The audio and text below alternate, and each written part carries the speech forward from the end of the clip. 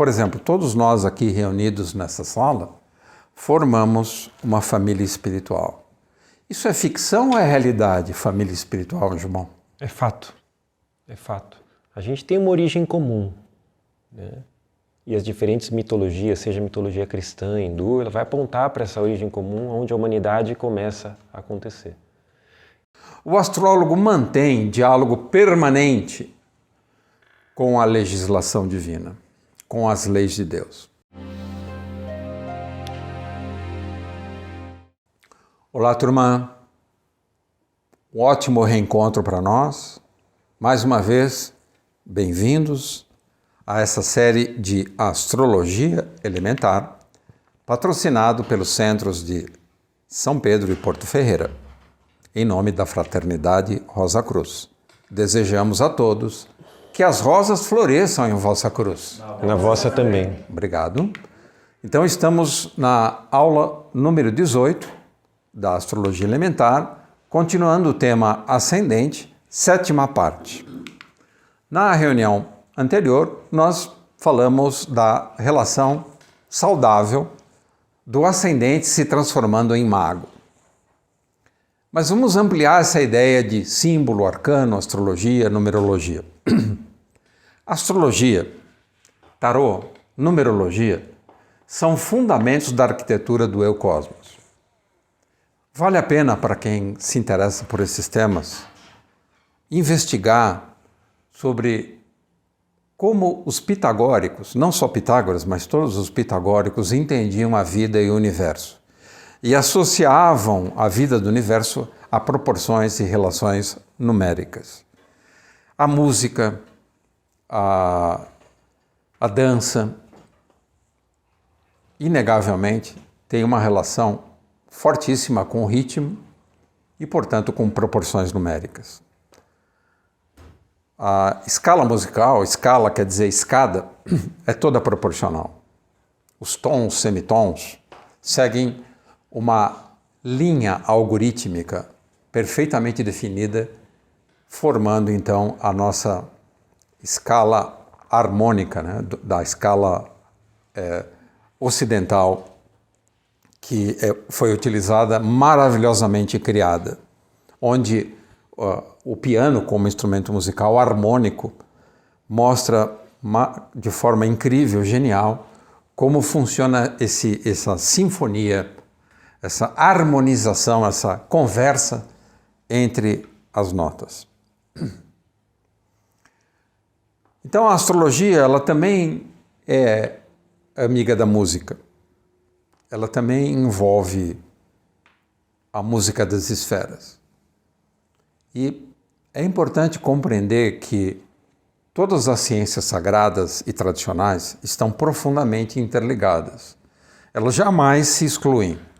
Elas sempre convidam umas às outras a tomar um chá em casa, juntas. Vamos falar sobre o astrólogo em particular. O nosso companheiro Anjo Bom mencionou o louco do tarô, essa figura enigmática, curiosa, né? Que a gente não sabe se ele é um louco para a realidade humana e um sábio para Deus, né? Porque o Evangelho diz que a sabedoria dos homens é loucura para Deus e a sabedoria de Deus é loucura para os homens. E o astrólogo, ele é um louco em busca dessa sabedoria divina, o verdadeiro astrólogo. A gente poderia dizer isso, Anjo Bom? Poderia. Porque esse princípio de loucura para o astrólogo é como que um movimento generoso de uma cegueira temporária para essa ciência convencional na Terra, para admitir uma possibilidade de qualidade transcendente, impossível de ser abarcada por essa ciência convencional, para que o alto insemine aquilo que há embaixo. Então essa loucura temporária é fundamental para que qualquer processo de transformação do estado das coisas se dê. Ótimo. Então digamos que é um estado mental necessário para permitir esse acesso. Exato. Isso. Então, o o astrólogo louco, aí nessa lâmina está bem evidente, né? O louco está manuseando, brincando com o zodíaco, olhando para cima, tá? E atrás dele tem provavelmente a Lua ou um planeta. E observem, ele está dançando no ar, ele flutua, então ele já está totalmente ligado à gravidade celeste, é isso? Isso, é um mediador. O louco é um mediador. Ele precisa estar em estado de plena graça para que essa mediação não seja contaminada com qualquer resquício de eu sou com E minúsculo. Então o astrólogo ele tem uma habilidade, ele mantém, estou falando de um astrólogo sincero, não de alguém que faz comércio com astrologia. Quem faz comércio com astrologia não é astrólogo do ponto de vista espiritual. O astrólogo mantém diálogo permanente com a legislação divina, com as leis de Deus. Essa legislação está impressa com pincel de luz no firmamento. Então, quando o astrólogo louco olha para o céu, na verdade ele está lendo a caligrafia, a escrita divina. Ele está interpretando as mensagens celestes. É assim? Exatamente. Exatamente. A astrologia na Escola Rosa Cruz. Vamos particularizar o tema para entender como os estudantes Rosa Cruzes entendem a astrologia e praticam astrologia, estudam astrologia. O astrólogo Rosa Cruz, ele vai desenvolvendo uma capacidade de penetrar na intimidade dos mistérios e da magia do universo. Ele começa a ficar assombrado, maravilhado com o poder da vida, o poder criador do nosso Pai, o poder do universo, a beleza que tem no cosmos. Tanto é que a palavra cosmos significa beleza, da onde cosmético. E ele vai compreendendo essa beleza, esse jogo harmônico, essa distribuição fascinante de vida.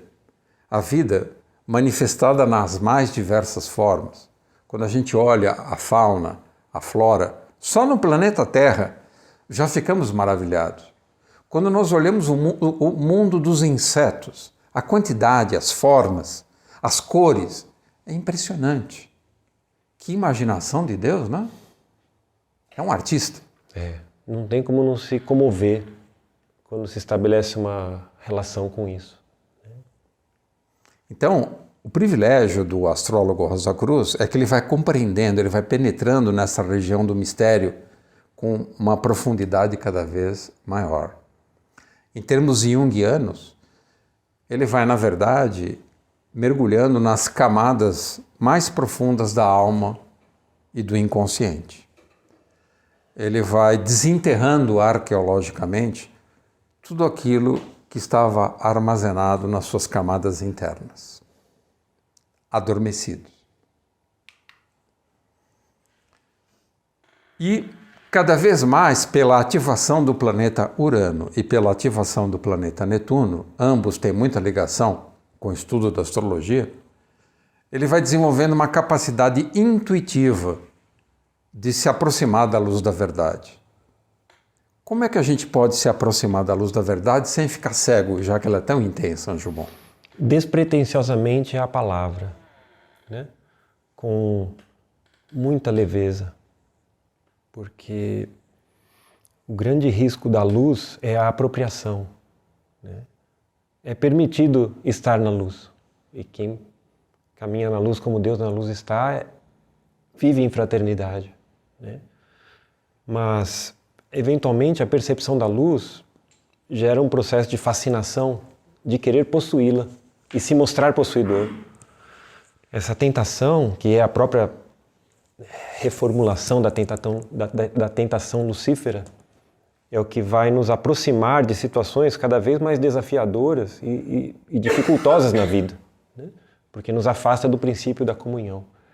Então, se a presença na luz é uma presença transbordante, então, nessa comunhão com a luz, eu ilumino onde eu estou, ainda que calado, ainda sem me manifestar fisicamente. É possível irradiar essa luz. Então, de alguma forma, eu tenho que aprender a ser Lúcifer e fósforo. Sim, porque Lúcifer é latino. E quando você traduz Lúcifer para o grego, você vai encontrar fósforo. Fós, luz, óforos é aquele que porta, né? Então, fósforo e Lúcifer são o mesmo ser. Então, a questão é transmutar esse fósforo, que o cérebro é abundante, que a mente é abundante, e é o lugar onde a gente é mais fosfórico e lucífero e diabólico na mente, né? E trazê-lo ao coração e torná-lo bronze. O que é torná-lo bronze? É fazer a união perfeita entre Vênus e Júpiter, porque o cobre e o estanho é que fundidos são o bronze, que é o material do sino das igrejas. Então, quando eu toco esse sino no coração, aquilo que é lucífero pode até servir para momentaneamente me oferecer o discernimento, mas ele não me aprisiona na certeza do que aquilo me propõe, porque eu sei que essa certeza é momentânea e não eterna. A certeza eterna, ela não é falável, ela é uma música que toca no silêncio, né? É isso que o Pitágoras fala dessa música das esferas, né?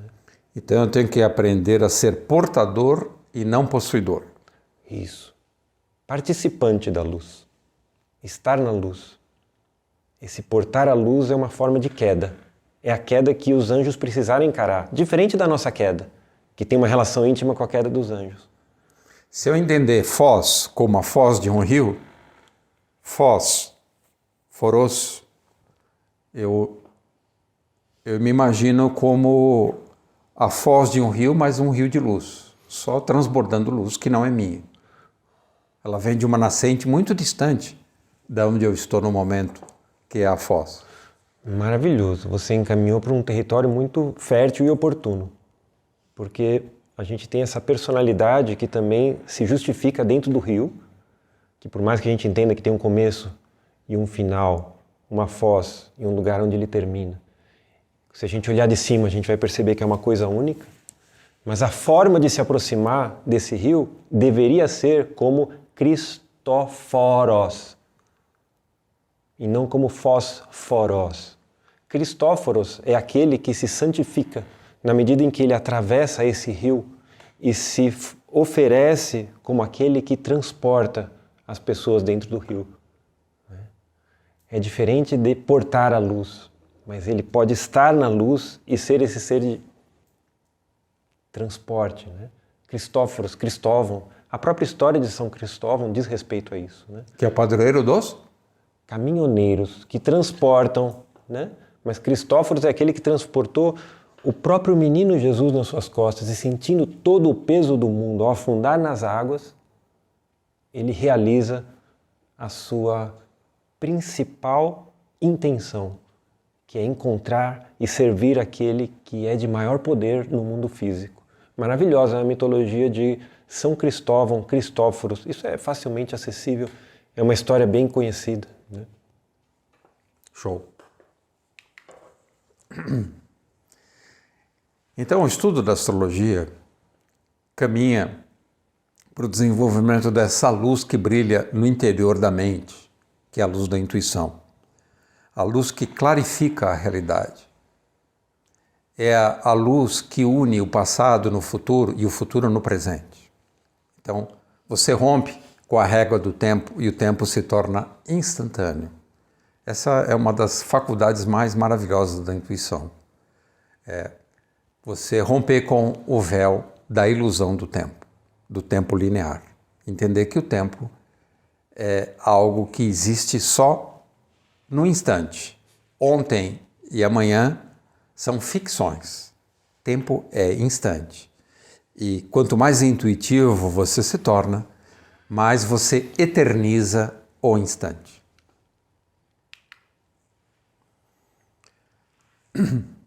Cristianismo esotérico e astrologia. A Escola Rosa Cruz é uma escola que divulga o cristianismo esotérico, ou seja, é uma leitura das entrelinhas dos evangelhos. das mensagens bíblicas. Tenta vasculhar o sentido mais profundo e simbólico, metafórico das passagens. E dentro da Escola Rosa Cruz nós entendemos que quase toda a Bíblia, principalmente o Velho Testamento, é astrológica. A menção a eclipses, símbolos astrológicos é constante. Só que isso está semi-oculto. Então nós temos que desocultar, e a Escola Rosa Cruz ajuda a desocultar essas informações. E o astrólogo Rosa Cruz, ele tem uma particularidade, ele também é cristão. Então toda a astrologia que ele pratica é para pregar o evangelho e para curar os enfermos. Por isso que não envolve nenhum tipo de comércio.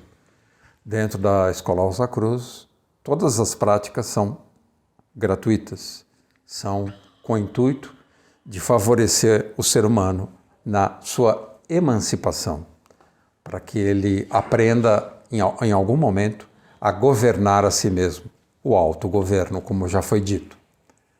O astrólogo cristão converte as mensagens das estrelas e a dança dos astros em amor irradiante, amor que ele irradia para os seus irmãos humanos.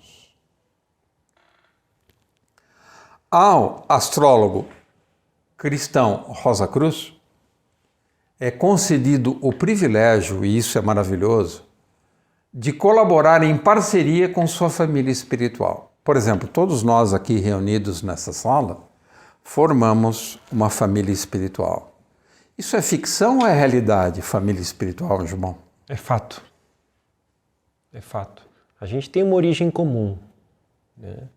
E as diferentes mitologias, seja a mitologia cristã, hindu, ela vai apontar para essa origem comum onde a humanidade começa a acontecer.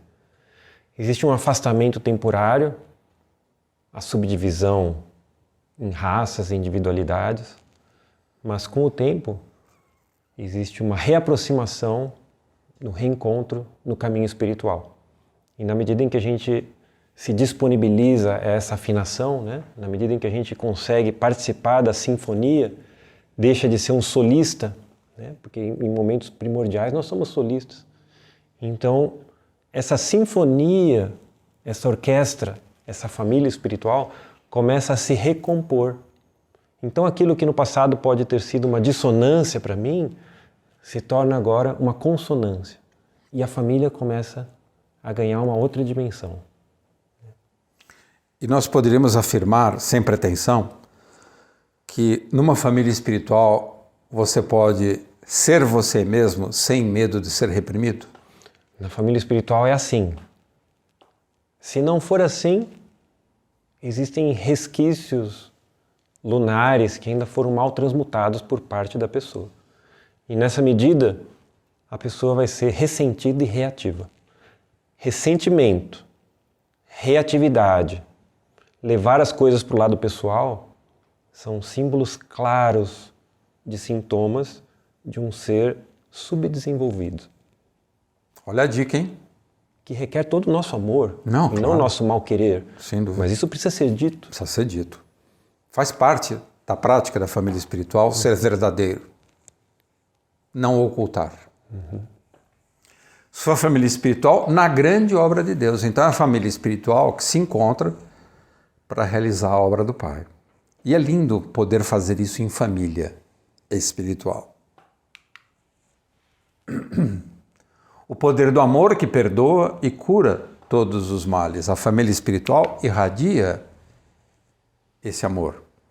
Esse poder de cura ele está sintetizado no arcano a Imperatriz. Uma carta extremamente feminina. E ela tem um escudo e ela porta nesse escudo uma águia, escorpião. Então ela tem um poder de cura incomensurável, infinito. Porque ela tem um domínio sobre a magia sagrada. A magia sagrada é completamente diferente da magia arbitrária. A magia sagrada obedece todo um poder hierárquico que começa no Pai, o grande médico. Passa por todas as hierarquias, o Cristo, o Filho amado, os auxiliares invisíveis, até a efetivação da cura no plano físico. Então a imperatriz anuncia a alma portadora do feminino poder de amar, curar e aliviar o peso das aflições do coração.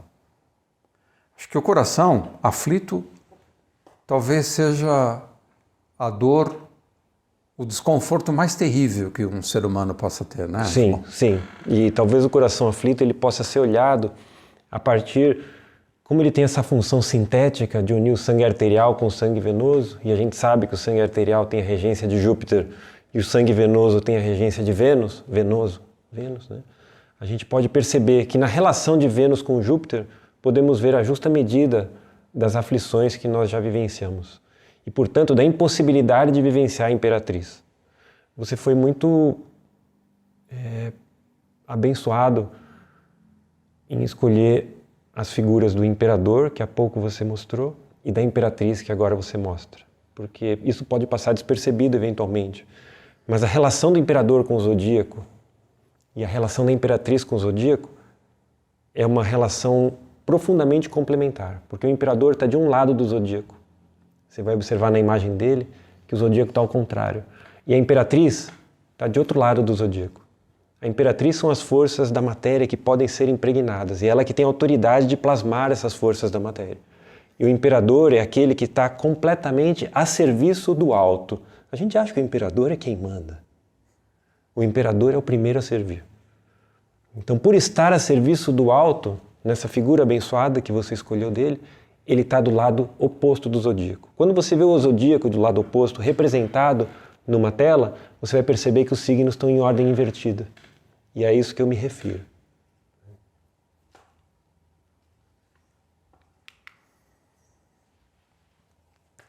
A imperatriz tem autoridade sobre as forças da natureza, pratica magia sagrada, magia divina, para sustentar a saúde da alma do mundo.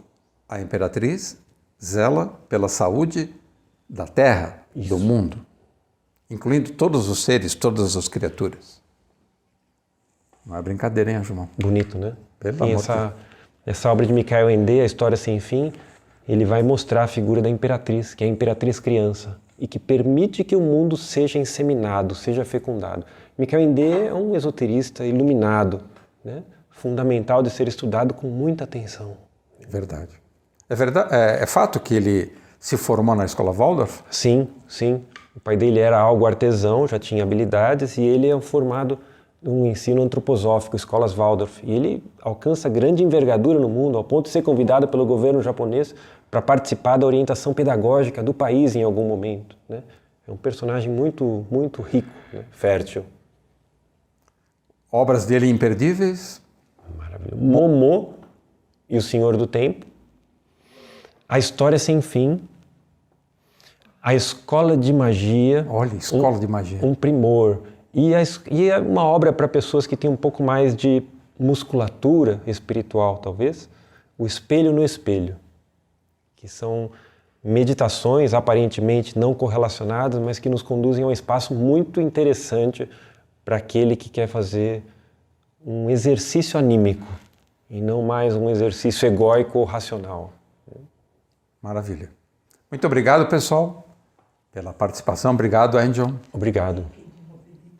E desejamos que as rosas floresçam em vossa cruz. E na vossa também. Obrigado.